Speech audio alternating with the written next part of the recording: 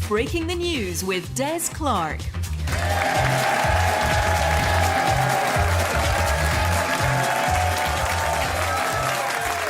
Hi, I'm Des Clark and this is Breaking the News, the show that breaks the week's news and asks four opinionated panellists to put it back together again. And joining me this week is comedian and broadcaster Fred Macaulay, and with him is stand-up and writer Joe Caulfield. And facing off against them is comedian and radio host Ashley Storey, and joining her is stand-up and podcaster Liam Withnell. In the news this week, rogue metal detectorists most likely searching for coins have caused damage to a Roman fort in eastern Bartonshire. Archaeologists say they are saddened at the irreparable damage done to the 2,000-year-old fort, but do understand how annoying it can be when you don't have change for a trolley. Greggs have teamed up with Primark to launch a fashion range emblazoned with the Food Outlets logo. Although it won't be the first time you've had Greggs across the front of your hoodie if you've ever tried eating a steak bake on a bus. And the Queen is selling honey produced by bees on the Sandringham estate at £14.99 a jar. She was inspired to sell the nectar when she observed the bees pollinating in the garden, and also when her son came to her asking for £12 million. Right, you've met the panel. Let's crack on with round one.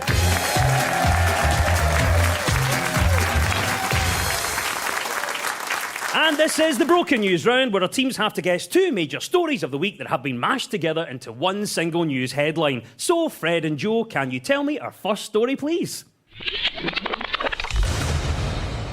Boris Johnson denies plans to invade Scotland this morning, despite amassing 100,000 soldiers in parties in Downing Street. An agreement's been reached with the Scottish Government to set up Douglas Ross. not to leave Ukraine.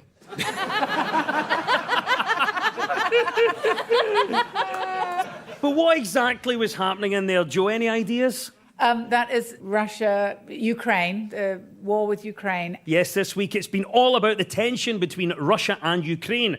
Russia claimed it was pulling back some of its troops from near Ukraine, but on Wednesday, the Ukrainian Prime Minister Volodymyr Zelensky said that they hadn't seen any withdrawal yet. Boris went to Moscow a couple of weeks ago, spoke to Putin and said, you know, it would be a grave error, there'd be bloodshed and mothers and soldiers, and Putin's just sitting there chuckling, going, you don't even know if you go to party.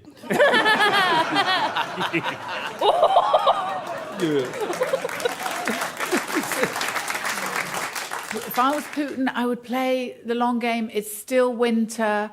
I think he's 69, Biden's 79, another cold snap, Biden will go, you know. I think that war is definitely imminent, and I've got that same feeling I get when you're in the motor with your mum and dad and they're going to fight because she said left but she meant right at a roundabout, and you know they're going to start screaming at each other. So I've got this overwhelming need to go to Russia and Ukraine and just do a wee dance and make the tension less bad, and that's how I kept my mum and dad together. It's weird, isn't it? Because, you know, they've taken some troops out, but they've left some there, and they're sort of saying, no, the troops are just there by the border, but we're not going to use them. And, you know, it's not that believable. But then I think sometimes I leave my trainers by my bed so that when I wake up, I'm like, I'm going to go for a run, you know. But then I wake up and I go, nah. So maybe they're not really going to use them, you know. Maybe it's just raining. You know? I think it just proves that Russia is still a rogue state. I mean, they've been banned from the Olympic Games, until they clean their act up. And then we've got that wee 15-year-old lassie skating, and she's been found to have taken drugs, but they're saying, no, she got her drugs mixed up with her grandpa's drugs, and he's got angina. And what drugs would you mix up with your grandpa's? You know, she's a 15-year-old girl, but she's got a very small prostate now.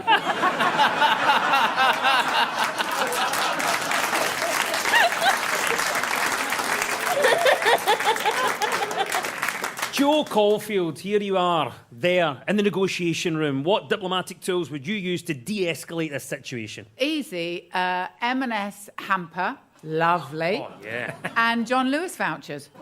Point them in the direction online, the kitchen department. They'll be there all day going, oh, we don't have time to go in Ukraine. Look at this lovely pottery.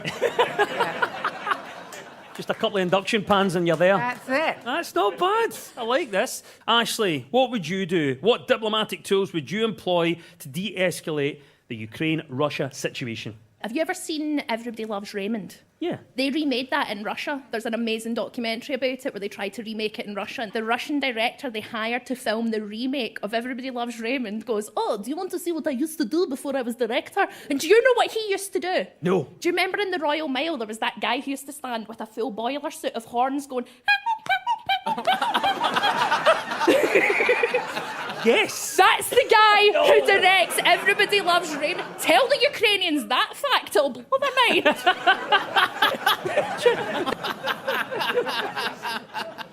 Of course, the worrying situation in Ukraine has apparently been keeping Joe Biden awake at night, and sometimes even all through the afternoon. Yes, the tension around Russia and Ukraine is the correct answer. Fred and Joe, well done. You get 2 points for that. And now to you, Ashley and Liam. What was the other story we were after? Boris Johnson came to visit Scotland to show us some love on Valentine's Day. Sexy.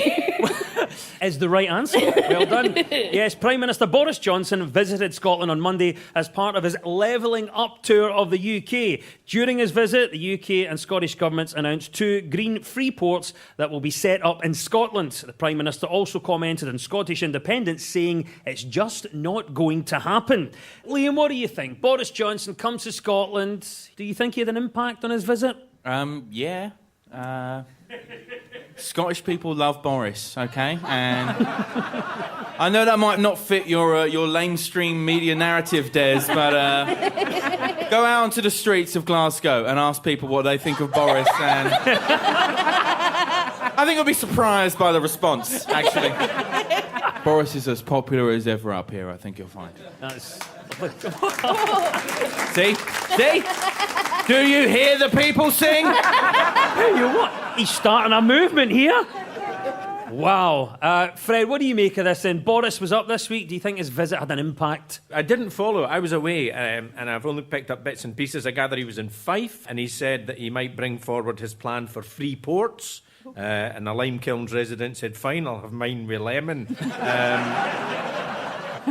Ashley, Partygate rumbles on. What question would you want answered in the number 10 questionnaire?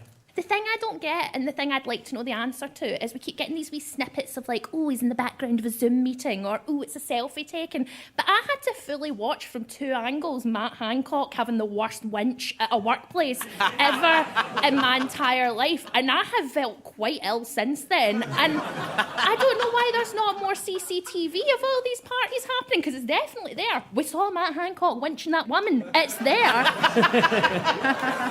Liam, Partygate rumbles on. What question would you want answered in that questionnaire? Have you got a plan for how to make people leave when the party's over? You know what I mean? I can imagine Dominic Raab being a bit of a lurker. Yeah.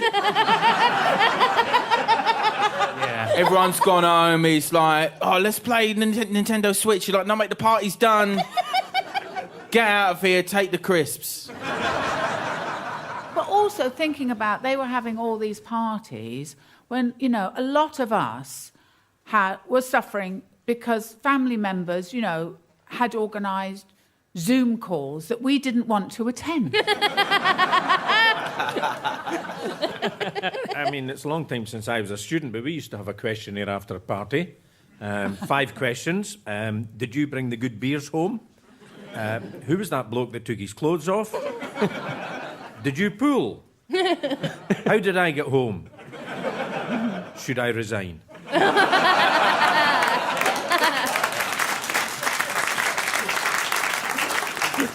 Just take those one by one and we're sorted. And at the end of that round, the teams are on 2 points apiece.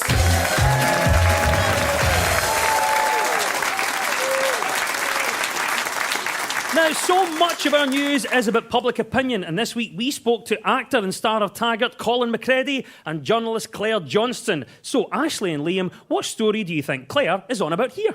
I think it could work. I just don't think it's going to reach the cult status. Dig-a-loo, dig-a-lay, life is going my way when I'm walking in my golden shoes. America are doing their own version of Eurovision. They're launching, it's going to be called the American Song Contest. is exactly the right answer. Yes, it is the news that America will indeed be hosting its own all-American version of the Eurovision Song Contest. US rapper Snoop Dogg and singer Kelly Clarkson are to host a live singing competition which will feature artists from each of the 50 states. The early favourites to win the American Song Contest are Texas, because even if they don't get the most votes, they'll storm the Capitol and just say they did. Ashley Story, are you excited for this? America having its own song contest? Oh, I'm so excited. Pageantry, lights, people singing songs you don't care about. It's all so... This is what America was made for. They're like North Korea, but fatter. So they love...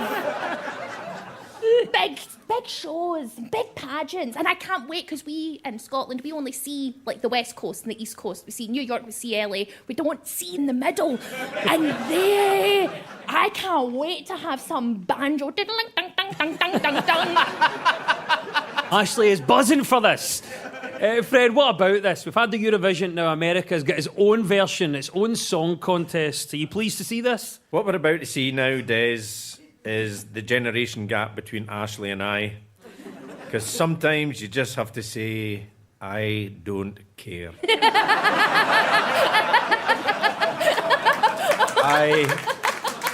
In case you haven't noticed, since the pandemic, I've been diagnosed with a condition called long not giving a toss.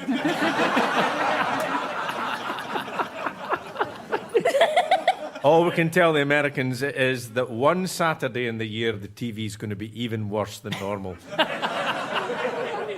This is what I want to know from our panel. If you were representing the UK in Eurovision, what would your entry be like? So let's say I'm representing Scotland. I'm at Eurovision now. Scotland's best music comes from the 80s, right? Not Dignity, but like Dignity, about a man who buys a boat. And then there has to just be a bit in it where Scottish people can randomly shout, I saved my money! Because that's what makes a Scottish song great. So yeah, that is my... This is good. Just random, do. I saved my money! Shout. So there we go. What an entry that would be. Thank you. That's a great one to kick us off there. So, Liam, how about it? UK Eurovision entry. You're doing it. Talk us through this entry. Yeah, well, we've had a bad run post-Brexit, you know. So picture the scene.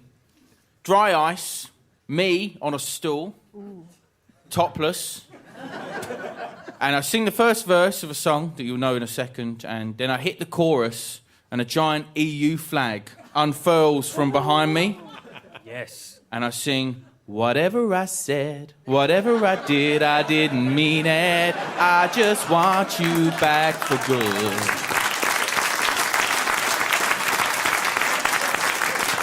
A way of apology. There we go. And now our team has a singing member on it to make up for Ashley's lack of singing this week. I saved my money! Joe Caulfield, here's a question for you. You're in charge of the UK entry in Eurovision. Talk us through the entry. Well, like Liam, you can't have an English entry because you're going to lose. So I would hold up my Irish passport and say, don't hate me. And then I would realise that I'm a woman in my 50s and would have some dignity and leave.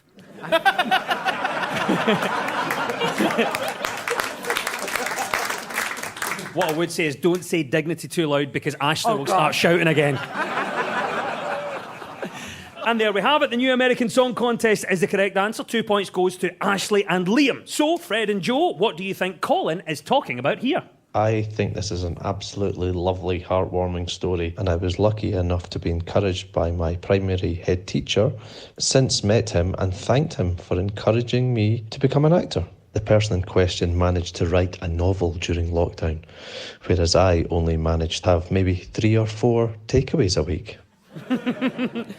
It's a chap that's written a book, and either he had promised his primary school teacher or she had made him promise that if he wrote a book, he had to dedicate it to her or he had to let her know. Is it something like that? That's near enough the answer. I'll take that, Fred. Well done. Yep. It's that a Scottish man started an online search this week to find one of his teachers after making a promise to her when he was 11.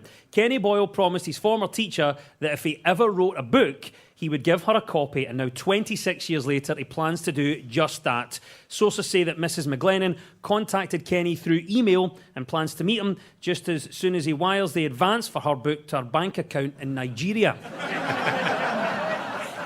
All seems above board to me. It is the right answer. Well done, Fred. Nice story, this one. Does this show then the influence that teachers can have on their pupils? I mean, over my career, I've been asked a lot, you know, was there an influential teacher at school that maybe helped shape my life and, you know, get me into the career that I've had? But frankly, no. But I mean, I can't tell you the things that I promised my teachers, because since I left Perth Academy, stalking has become a thing.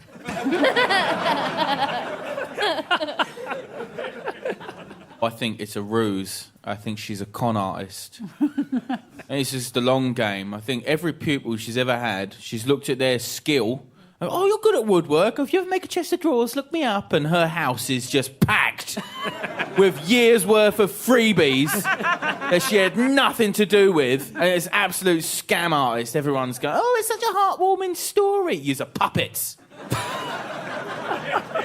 I'm glad we've got someone speaking the truth. Yeah.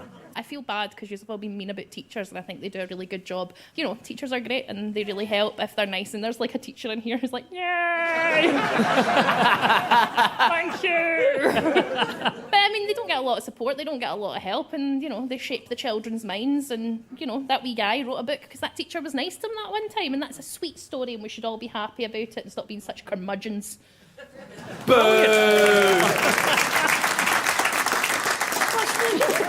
You don't know what he wrote the book about.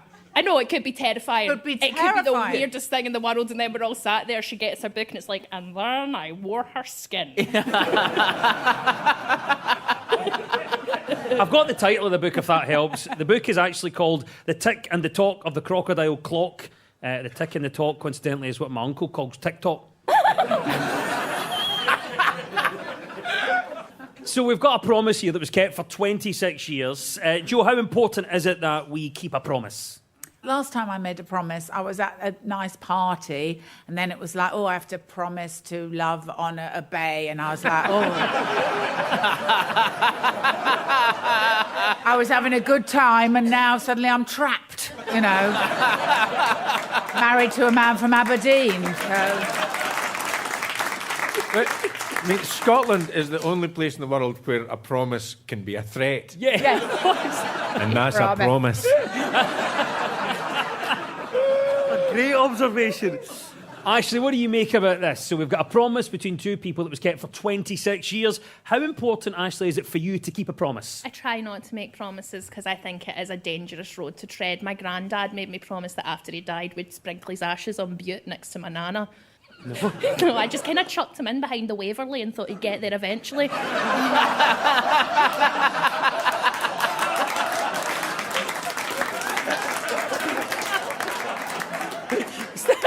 Thinking of you, Grandad. Yeah. The impact our teachers can have is the correct answer, and 2 points goes to Fred and Joe.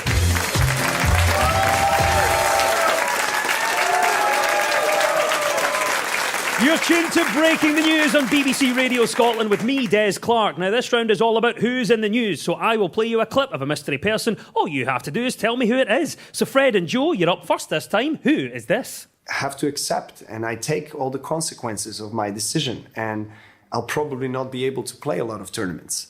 Novak Djokovic, crazy man. Yes. Yes, it is Novak Djokovic. Novak Djokovic gave an interview this week where he addressed the controversy surrounding his deportation from the Australian Open. The tennis world number one spoke about his decision not to get vaccinated against COVID-19 and said missing out on major tournaments was a sacrifice he was willing to make. I'm surprised we're listening to him. He's a tennis player. I don't care about his scientific theories, or he hits a ball. Either hit the ball or don't hit the ball. And whether or not you're going to hit the ball really is none of my business. You know what I mean? Yeah. Hit the ball, don't hit the ball. Otherwise, shut up, okay? I agree with you that he is wackadoo. He's Wackadoo sounds like a Scottish name for playing tennis. It does. gave himself, like, conditioned himself gluten intolerant. He realised he was gluten intolerant. And do you know how he did this? I read this in an interview. He placed a bit of bread on his belly.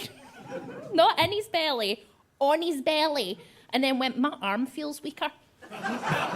He put an outsider in his belly button and went, no, I can't wave as hard as I used to. That's definitely gluten intolerance. I wouldn't give him any. I wouldn't give him any. He's a guy who hits balls and rubs bread in his belly. I've seen that guy in the Royal Mile as well. Oh, bread belly.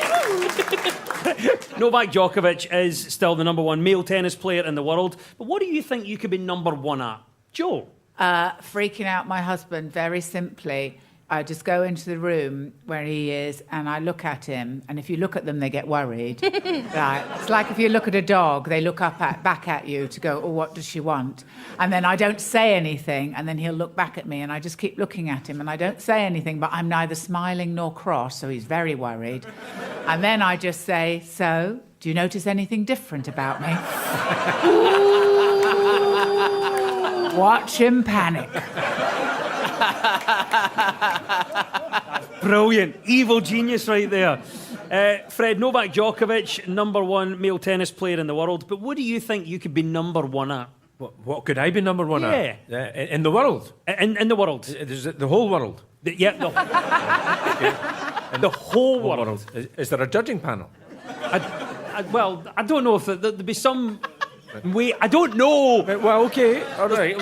How soon would you need to know? And all right, let me ask: is there a drugs test? Who would it be up against, Des? I guess, but I've not worked out the framework. But potentially, everybody in the world, there'd have to be some way to prove that you did this to be the best at number one. Right, I've got it. I think, Des, I'm pretty good at delaying.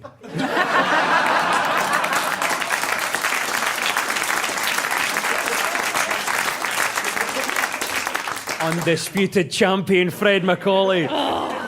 2 points to Fred and Joe. That was Novak Djokovic. Right, Ashley and Liam, it's your turn now. Who is this and why are they in the news? I think sometimes people are focused a lot more on my personal life than they are on my songwriting or my life as a musician and a singer. I think that was Madonna. Yes, it is Madonna. Well done. That's the right answer. The Queen of Pop, Madonna, announced this week that auditions are taking place for her self-written movie biopic. There is speculation around who will be cast in the main role. Madonna had previously said she would love actress Florence Pugh to take it on. Personally, I think she should be played by Idris Elba.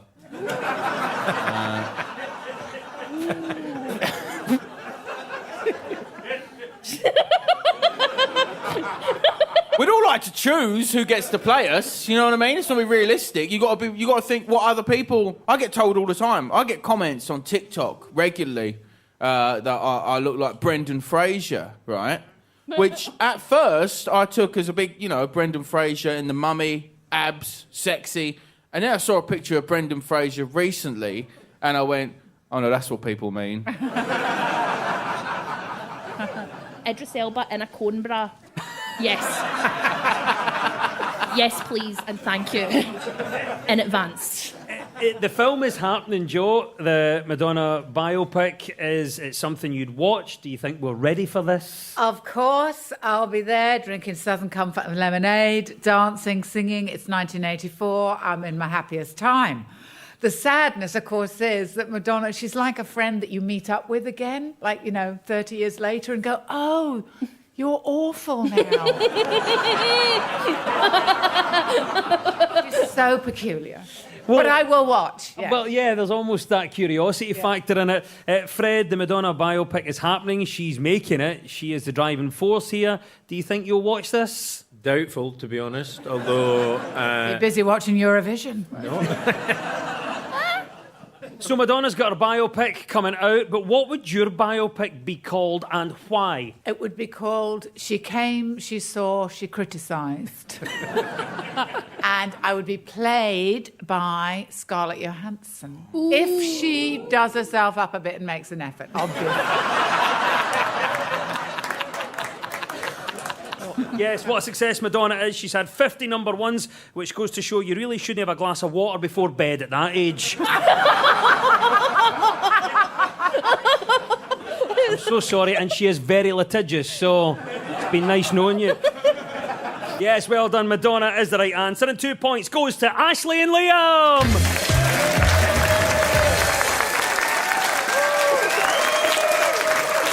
And it's time now for our final quickfire round, which is all about deciphering the numbers in the news. So I will read out a headline. All the teams have to do is fill in the blanks. So get ready, teams. When we run out of time, you'll hear this. I'm standing on the baseline.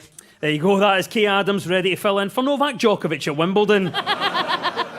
OK, teams, fingers on buzzers. Here we go. What can you buy for £331,000?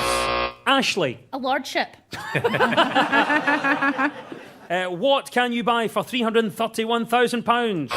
Liam. Is it a month's rent during the Edinburgh Festival?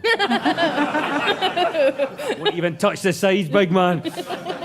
Right, let's keep going. What can you buy for £331,000? Joe.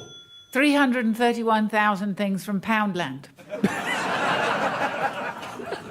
What can you buy for £331,000?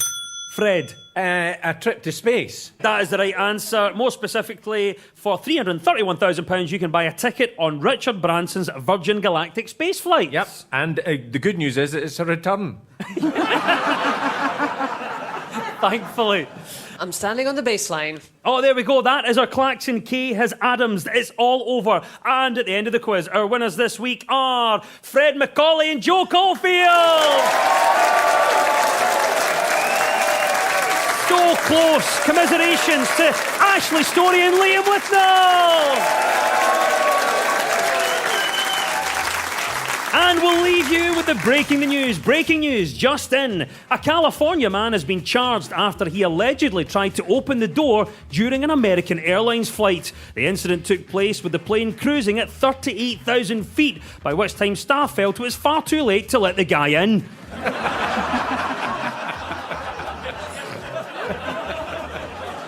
New Zealand scientists have discovered a rare baby ghost shark, a little-known species of fish that lives in the shadowy depths of the ocean. Many were shocked by the news, as they hadn't even heard that baby shark had died.